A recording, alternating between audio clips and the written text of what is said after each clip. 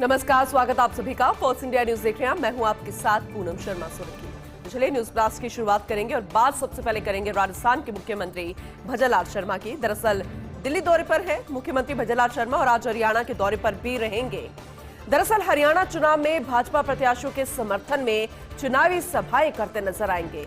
दिल्ली से हरियाणा के समालखा अनाज मंडी पहुंचेंगे सीएम भजनलाल। अनाज मंडी समालखा में जनसभा को भी संबोधित करेंगे और दोपहर 2:10 पर समालखा से सोनीपत पहुंचेंगे सीएम भजनलाल। सामुदायिक केंद्र राय सोनीपत में जनसभा को संबोधित करेंगे। इसके अलावा दोपहर 4:20 पर अनाज मंडी इंद्री जिला करनाल भी पहुंचेंगे।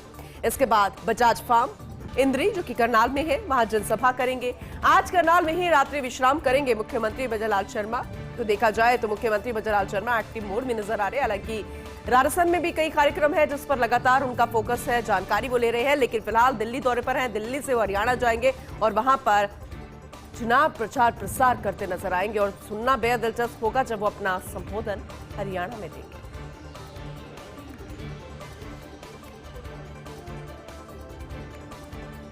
तो जैसे कि हम आपको जानकारी दे रहे थे कि राजस्थान के मुखिया भजनलाल शर्मा दिल्ली में हैं और कल श्रम शक्ति भवन में जल शक्ति मंत्री सीआर पाटिल से उनकी मुलाकात हुई। हमने आपको वो तस्वीरें भी दिखाई क्योंकि ये मुलाकात कई मायनों में खास है और आज का दिन भी बेहद महत्वपूर्ण, क्योंकि पीकेसी एआरसीपी लिंक परियोजना की त्रिपक्षीय समीक्षा बैठक जो आयोजित हुई थी उसमें MP CM doctor Mohan Yadav सहित केंद्र और राज्य के वरिष्ठ अफसर मौजूद रहे। और आज जो बैठक होनी है वो कई मायनों में खास, क्योंकि संयुक्त डीपीआर पर अंतिम मुहर लग सकती है, वो प्रेजेंट की जाएगी। इसके अलावा राजस्थान की तरफ से भी पूरा प्रेजेंटेशन दिया जाएगा। राजस्थान और मध्य प्रदेश के बीच लंबित विवादों का निवारण कर दिया गया है। बैठक को लेकर मुख्यमंत्री भजनलाल शर्मा ने जानकारी दी और कहा कि इस परियोजना का मेमोरेंडम ऑफ एग्रीमेंट अनुबंध होने वाला है। दोनों ही राज्यों के हित में मध्य प्रदेश और राजस्थान मिलकर काम कर रहे हैं। इस दिशा में पीकेसी एआरसीपी लिंक परियोजना पर बड़े पैमाने पर काम किया जा रहा है और जल्द ही इस परियोजना के परिणाम दिखेंगे।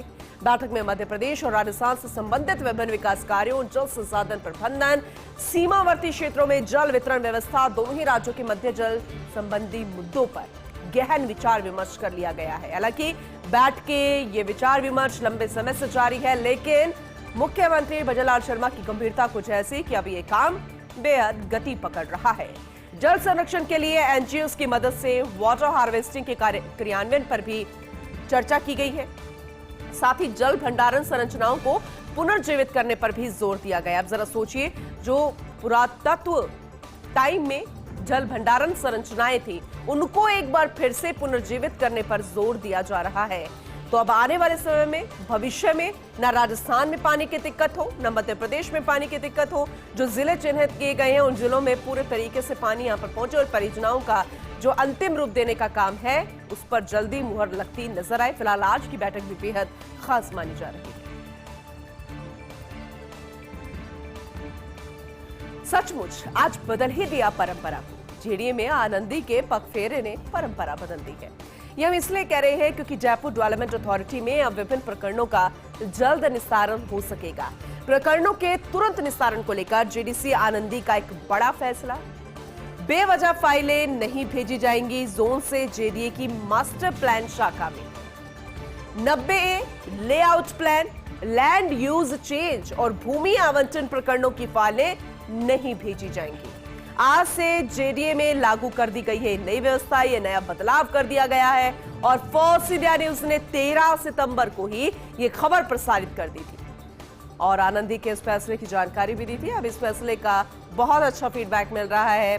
90A की फाइलें पिछले 7 महीने से भेजी जा रही थी मास्टर प्लान शाखा में और इसी तरह लेआउट प्लान की फाइलें भेजी जा रही थी पिछले 6 साल से, लेकिन अब जो नई व्यवस्था लागू हुई है उसका फायदा बहुत जल्द मिलता हुआ नजर आएगा। बेवजह फाइलें इधर से उधर नहीं होंगी। भारी बारिश से एक बार फिर से बेहाल माया नगरी। जी हम बात मुंबई की कर रहे हैं। भारी बारिश के चलते एक बार फिर से थम गई है पूरी की पूरी मुंबई। पिछले कुछ दिनों पहले हमने आपको मानसून की तस्वीरें दिखाई थी जब बहुत ज्यादा बारिश हुई थी और ये पहली बार ऐसा नहीं है, हर साल ऐसी तस्वीर बनती है फिर बिगड़ जाती है। लेकिन एक बार फिर से भारी बारिश हुई और पूरी मुंबई थम गई।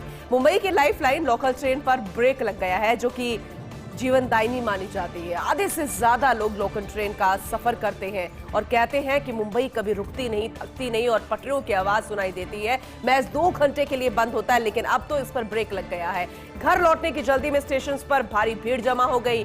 तेज बारिश के चलते फ्लाइट्स भी डाइवर्ट करनी पड़ी है। मुंबई के कई इलाकों में स्कूल कॉलेजेस भी आज बंद रहेंगे। भारी बारिश के चलते प्रधानमंत्री मोदी का पुणे का दौरा भी रद्द हो गया।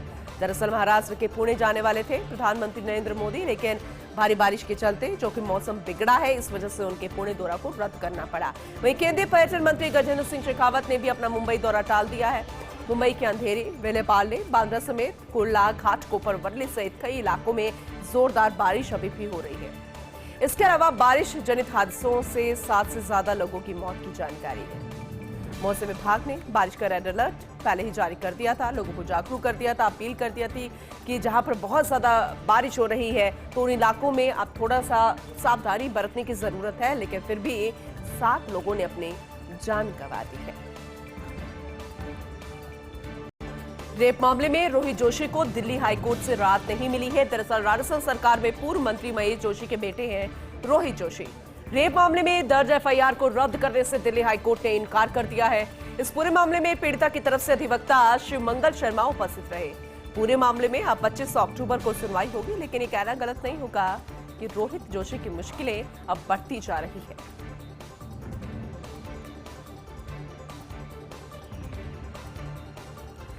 पैरासिटामोल, ये वो दवाई जो हर कोई जानता है, नाम भी जानता है और इसका इस्तेमाल भी करता है। लेकिन आपको ये सबसे बड़ी खबर आप सभी के लिए कि पैरासिटामोल सहित 53 दवाएं क्वालिटी टेस्ट में फेल हो गई हैं।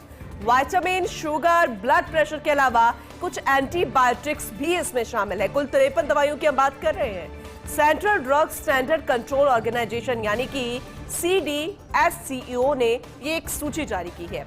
दौरे एंजाइटी में इस्तेमाल की जाने वाली क्लोनाजेपाम टैबलेट भी इसमें शामिल है। इसके अलावा डिक्लोफेनेक, एम्ब्रोक्सोल, फ्लूकोनाजोल और मल्टीविटामिन कैल्शियम शामिल है, क्योंकि मल्टीविटामिन और कैल्शियम की गोलियां हर कोई अपनी आम जिंदगी में आजकल ले रहा है, क्योंकि कोविड महामारी के बाद हर कोई सचेत हो गया अपने शरीर के प्रति। लेकिन जो वो दवाई ले रहा है वो तो टेस्ट में फेल हो गई है। हेयर ट्रीटमेंट, स्किन केयर और एंटी एलर्जिक दवाई भी शामिल है। मई में राजस्थान में सीएम फ्री दवा योजना की 10 दवाइयों के सैंपल भी फेल आए हैं। अगस्त की बात करें तो 156 फिक्स्ड डोज कॉम्बिनेशन दवाओं पर रोक लगा दी गई है। अब इसका दूसरा तोड़ क्या होगा, ये अब आम लोग जानना चाहेंगे, क्योंकि आम लोग कुछ ऐसी दवाइयां हैं जो कि इन सूची में शामिल हैं, उन पर निर्भर हो गए हैं। उनको आदत हो गई है, जब भी कोई बीमार होता है तो उनके जहन में, उनकी जुबान पर ये नाम रटे हुए हैं। लेकिन फिलहाल ये टेस्ट में फेल है, तो आपसे यही उम्मीद करेंगे कि जब तक डॉक्टर आपको रेकमेंड ना करे तब तक ये दवाइयां आप ना लें। लेबनान में जमीनी युद्ध छिड़ने के आसार, बढ़ते तनाव के बीच भारतीय दूतावास ने एडवाइजरी जारी कर दी है और कहा कि अगली सूचना तक भारतीय नागरिक लेबनान न आए। जो भारतीय लेबनान में हैं वो जल्द से जल्द लेबनान को छोड़ भी दे, ये जानकारी मिल रही है। और जो किन्हीं कारणों से ना जा सकते हो वो सतर्क रहे। आपको बता दें कि एम्बेसी के संपर्क में रहे। वही अमेरिका, फ्रांस, ब्रिटेन और कनाडा सरकार ने भी एक एडवाइजरी जारी कर दी है। हिजबुल्लाह के गढ़ में रह रहे अपने नागरिकों से की लेबनान छोड़ने की अपील। इजराइल के सेना प्रमुख ने कहा कि हम सीमा पार करने को तैयार हैं। इजरायली सेना IDF हिजबुल्लाह के खिलाफ ग्राउंड ऑपरेशन लॉन्च करेगी।